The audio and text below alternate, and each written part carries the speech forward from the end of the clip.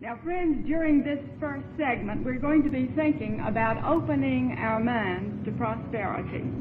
Some of you know the story of how these seminars began, but I'd like to review the experience that we've had in these with you. In 1958, one of the most severe recessions since World War II hit this country. And I was living in Birmingham, Alabama at the time. And of course that area was hard hit by the recession because it was an industrial city and it was dependent upon its steel mills, which had been hard hit by the recession. And so thousands of people were out of work and were jobless in that area as they were all over the country. And finally, Birmingham was declared a disaster area. Federal aid had been provided for the people in the bread lines. Everyone was talking hard times and lack. Everyone was in a discouraged, depressed state of mind. And it was at this point that I was asked to teach a prosperity class by a group of business and professional people in the city. Now, I had been researching out the laws of prosperity for a long time. Even then, I'd been trying to figure out just what they were. And I'm sure that I had the experience that many of you have had. I searched the bookshelves trying to find one book that would give me the simple 1, 2, 3 steps to prosperity. And I could not find these ideas in any one book. I found many marvelous ideas in many books. Nevertheless, we began to meet once a week to study the subject of prosperity together and to develop the laws of prosperity. Now, our basic idea and the basic theme of that prosperity class was this: turn the great energy of your thinking upon ideas of plenty, and you will have plenty, regardless of what people about you are saying or doing. It's a great success philosophy in this one statement. Turn the great energy of your thinking upon ideas of plenty, and you will have plenty, regardless of what people about you are doing or saying.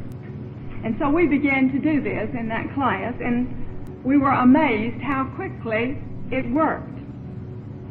Within 1 week from the time that people in that class began to turn the great energy of their thinking upon ideas of plenty, they got results.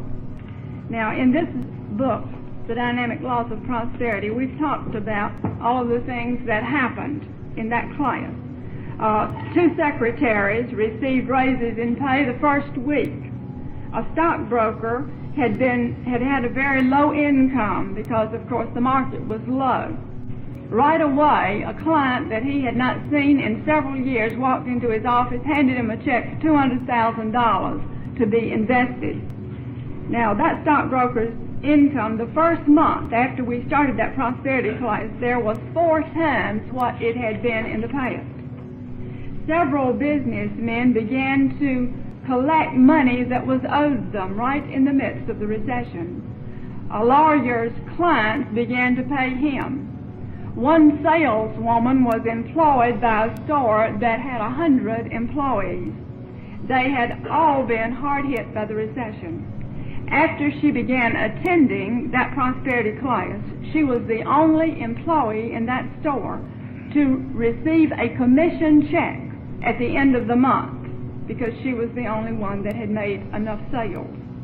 A construction engineer went from $1.5 million construction job that he was on in Alabama to a $15.5 million construction job in the Midwest before the end of the class was over.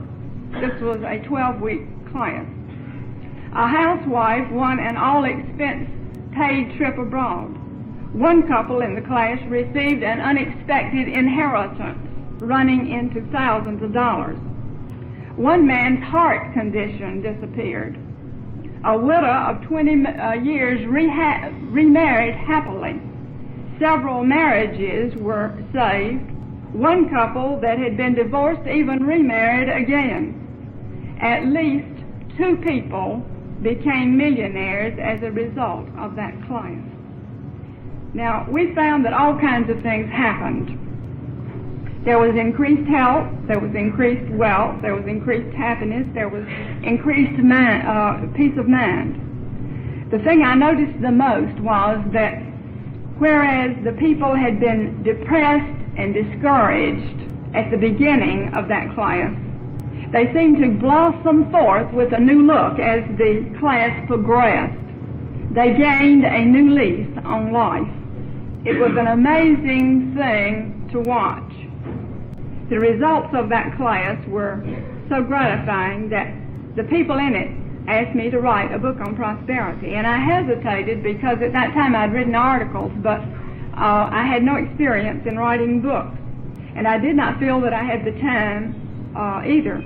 But when I hesitated, a businessman in the class suggested that he begin meeting with me every day and that we meditate upon these ideas together, talk about them, and just let them expand. And so as we began to meet every day and meditate upon these ideas of prosperity, the whole format for this book developed to me in meditation and just in thinking about it. Now, a stockbroker in the class named this book The Dynamic Laws of Prosperity. And then it was a public relations man in that class who found the literary agent who found the publisher for the book. Now, not only was I surprised how fast the people in that prosperity class got results, but I was also startled by what happened to the people who worked closely with me while I was writing the book later. And some of you know this story because I've talked about it in some of my books. I employed a secretary who worked with me on the outline in the first half of this book. She was typing it. And when she had finished one half of the book, she came into my office one day and she said, "I'm resigning." And I said, "Well, what's wrong?" And she said, "Nothing's wrong. That's the reason I'm resigning. I don't need this job anymore. I've been using the ideas in this book and they've worked." And what had happened, her husband, her husband was a salesman and his sales had been low as a result of the recession. And so she had taken the job to get extra things that they wanted, like a second car and things for their home and so on. And after she started typing the manuscript on Dynamic Laws of Prosperity, she began to rather quietly and secretly use the ideas. And all of a sudden, her husband's income began to go up. He began to sell, and his income began to go up. And then she had several gifts come to her, and in various ways, money began to come, and suddenly she just didn't need the job anymore. They got the second car and so on. And so she resigned. And so very innocently then I employed a second secretary to help me work on the last half of this book. And she began to type it as I was working on it chapter by chapter over a period of weeks. And I vow to you, before she finished typing the last half of the book, she came into my office one day and it was like a broken record. She said, "I'm resigning." And I said, "Well, what's wrong?"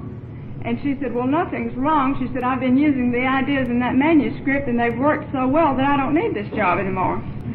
And what had happened was her husband had been a very fine engineer in the aircraft business, and he had gotten laid off because of termination of government contracts as a result of the recession. And so she had taken this job as a stopgap until her husband could find work again. And so as she was working with the manuscript, she began to quietly use the ideas, and her husband went out and got the best job of his life in the space program. And they left the state before the manuscript was finished. Now, I had a housekeeper at home, and I was trying not to talk about the book to anyone as I was developing the material, because, you know, that's an old secret idea about success, to kind of keep quiet about it until it's worked out. And so I thought it was safe to talk to my housekeeper, though, about it. She had not attended the prosperity class. She had not seen the manuscript or any of the ideas in the book. And so I was describing these laws of prosperity to her as we were developing the manuscript chapter by chapter. And one day, I vow to you, before I got through, had finished the book, she came in to me and she said, "You know, learning about the laws of prosperity has given me the courage to do something that I've been wanting to do for a long time. She says, I don't really want to be a housekeeper. I really want to be a dressmaker. So I've decided to resign as your housekeeper. Now, will you employ me as your dressmaker? And so that lady became a dressmaker. She still is a very fine dressmaker in Alabama. All right. I lost 2 secretaries and a housekeeper before we could get the book finished and to the publisher. And then on the day that the book was finally published by Prentice Hall, I had a note from my editor telling me how the ideas had worked for him in a rather nice way as soon as the book came off the press. He said, an amusing thing happened a few minutes ago after I received the first copy of the Dynamic Laws of Prosperity from the printer. While I was reading through the first few pages of the book, one of the other editors here at Prentice Hall came into my office and handed me some money. I looked at him in surprise, and he reminded me that one day when he had forgotten his wallet, I had loaned him lunch money. He was now repaying it. I had completely forgotten the incident. My editor said, how's that for fast action with the Dynamic Laws of Prosperity? And so it was an interesting thing to watch these ideas work. First, for people who were very depressed and discouraged in a prosperity class during the recession, and then later for people all around who seemed to touch or have contact with the manuscript in any way. And so you say, well, what are the dynamic laws of prosperity? Well, I like what the stockbroker said when he explained to me why he felt we should name the book in this way. He said, you know, the word dynamic has the same root as the word dynamite. That which is dynamic is forceful. It often leads to change. And then he said, you know, a law is a rule of action that works if you work it. Prosperity includes peace, health, and plenty. And so the dynamic laws of prosperity are those inner and outer rules of action which work for us as we work them. And they can literally blast us out of limitation, you see, to bring increased peace, health, and abundance into our world.